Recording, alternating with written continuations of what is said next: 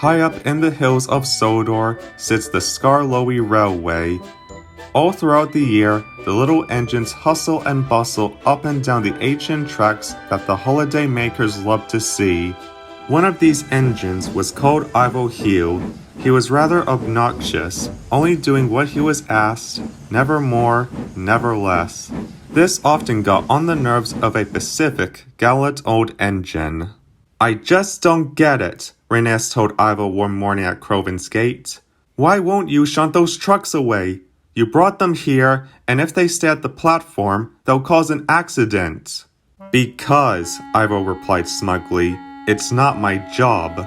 Rheneas was annoyed. "You young engines just laze about all the time.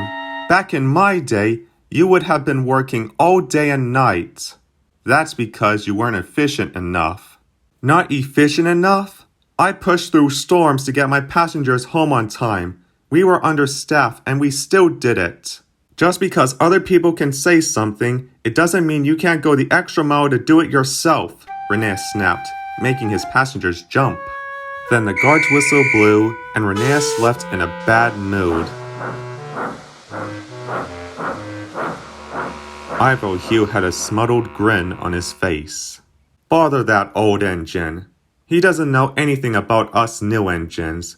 We're always reliable and right on time." He blew his whistle and left the station.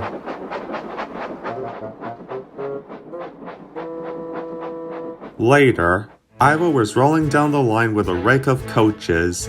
He was in a jolly mood. "I'm Ivo and I'm pride of the line. I'm Ivo and I'm pride of the line."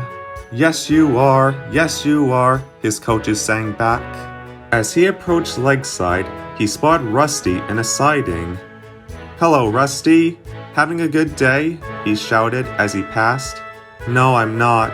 I've broken down," he replied. But Ivo didn't hear.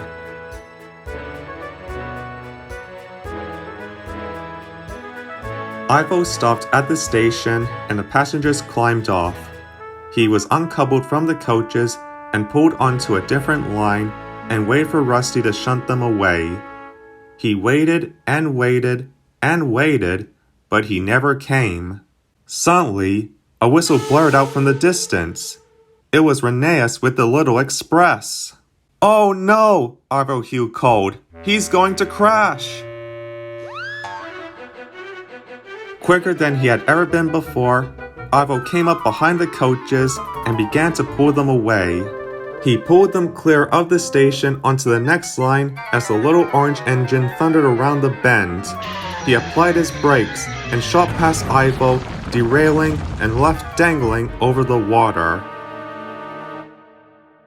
Quickly, Ivo coupled up behind him and began to pull him back. Come on! Ivo Hugh shouted. I'm slipping! Rheneas called.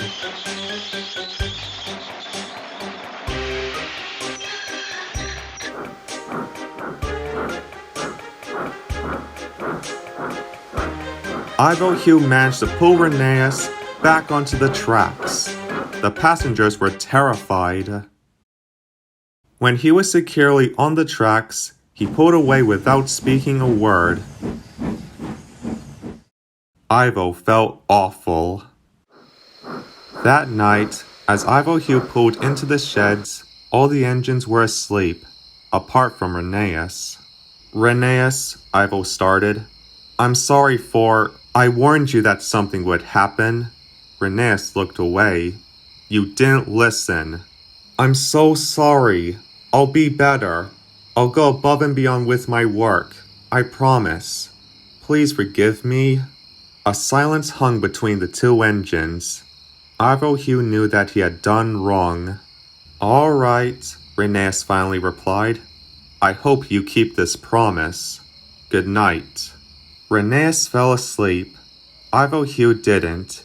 He stayed up for a little while longer until he finally drifted off.